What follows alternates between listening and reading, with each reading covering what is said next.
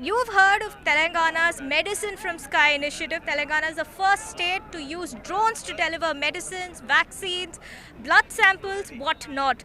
But let us understand how these drones will work. And this is a Skye Air Mobility drone which is right in front of me. And I'm being joined by the co-founder. Sir, you will have to explain to us what exactly are the different components of this drone in simple layman terms. How is it going to be delivering the medicines? What about the temperature control? If you could just give us an overview. You're the anchor. Yeah, thank you. So just to explain, so this is the main structure of the arms. These are the arms and these are the propellers and the engine. And we have hexagon copter, and these are the two GPS that we use for the drone uses to locate where itself and knows where it's flying and all. And this is the lidar. We use the lidar for obstacle avoidance. If there is anything it detects, it knows to stop and hover around or to land back into the safely. And this system that is here is the one that houses the flight controller unit. This is where basically the brains of the drone is there. So this is the brains, is it, yes. Mr. Swapnik? Yeah, this is the brains. The power and everything, the batteries are here, and this is the payload box. So if you see here, because we are using vaccines, we're using a special box which has a passive controlling and actual real-time data logger for the temperature. So we're able to monitor. This is where you'll monitor the temperature. Yes, yes. So this box will be placed inside the payload box here. Right now it's closed off, but we can remove and it will be placed inside. Okay. So this is where, so it will be housed internally inside. Because it's vaccine, we have a separate box for temperature control. Otherwise, this compartment can be used for any other purposes. And now, this is the landing gear and everything. So now tell me, what is the maximum payload that your drone can carry, and how far can it fly? Yeah, so we have the category of drone we are right now using. It has a 5 payload capacity, and we can go for a range of 10 kilometers. Oh, so you can up to 5 kgs. Up to 5 to 10 kgs. Yeah, 5 kgs. Okay. 5 kgs and 10 kilometer range. 10 kilometer range. Okay, and so it takes off from here, and then from here it goes to point B.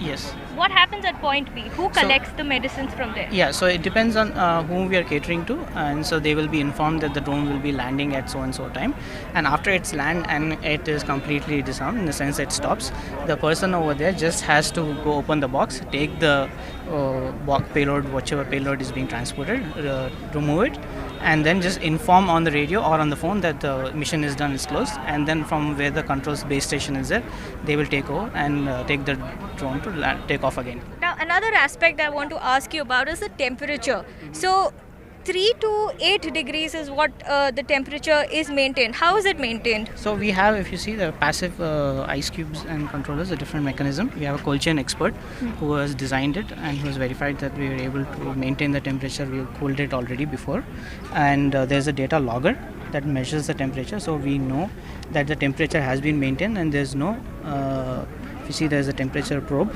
and all of these. Right now, because it's done, they've removed it, but these are all ice packs that passively cool, and it will log that the temperatures are at the right level it needs to be. So what about the duration? So duration we can do up to 4 hours. It can maintain the temperature. So up to 4 hours Yeah. it can maintain the Yes, temperature. yes. And this is equipped to handle all kinds of vaccines that are currently available? Yes, it depends. Yes, if you want a different temperature range for all of them, yes, possible. And we can equip to go beyond the minus degree as well. So like Pfizer vaccine, if you want to keep it minus 15, minus 20, we go for 1 week. So this is equipped for that as well. And it's a real-time monitoring. Upon any temperature breaches, we will get alert. That time we can take contingency action. So basically, if the temperature drops, you will be getting an alert. Alerts. Through an app? An app. So in the mobile we will get the alert as well. And the one of the major reason currently vaccine is getting damaged, and people are not knowing that as well, is because of less than 2 degree, the freezing damage. Even though the conventional ice pack, we have to term it for 45 minutes, thawing is required. Many times people miss that, and the freeze damage is always happening, and it is not visible in the vaccines. So this is the for us, the lower temperature, less than 2 also it will get alert, and more than 8 also it will get alert. And in the mobile itself, we will get the complete data in the real time. So this is the app that has been developed by Skye Air Mobility itself? Yes. Skye Air, along with the collaborated with the Bagmo Private Limited, we developed this one for the real-time monitoring and as well the maintenance of cold chain. So upon any breach, it will get alert and they can take contingency action. Like if it is go below 2 degree, then immediately we will get alert and we can reduce the ice pack or change the position, and it will not get wasted at all.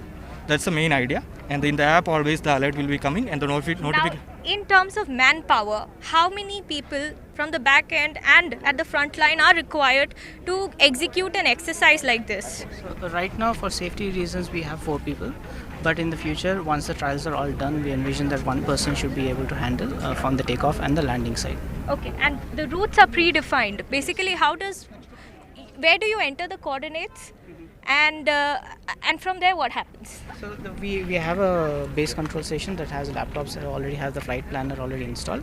So we already know the coordinates pre-planned, right? So all of that is fed into it, and the flight plan is fed, so that all the things are checked and it's programmed into it. And the drone will communicate with the laptop, and all the information will be sent, and the time, the takeoff, and everything will be started from the laptop itself. Any hurdles that you have encountered so far? There should be some areas that are still challenging for you. What are those areas? What are the pinching points? Yes, the pinching points for us is that we need communications, right? So there is sometimes there is disturbance, so we have to cater to that.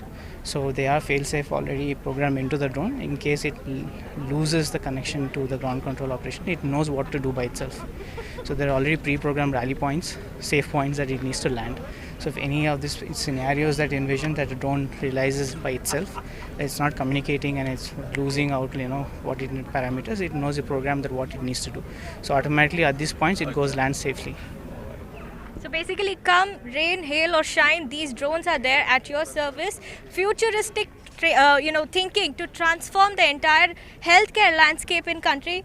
Very important to do that. Thank you, Mr. Swapnik, for giving us a detailed demonstration of what this entire Skye Air Mobility's drone is going to do. For more such videos, log on to CNN News 18 or news18.com. Signing off with video journalist Venkatesh, Swastika Das for CNN News 18 in Hyderabad.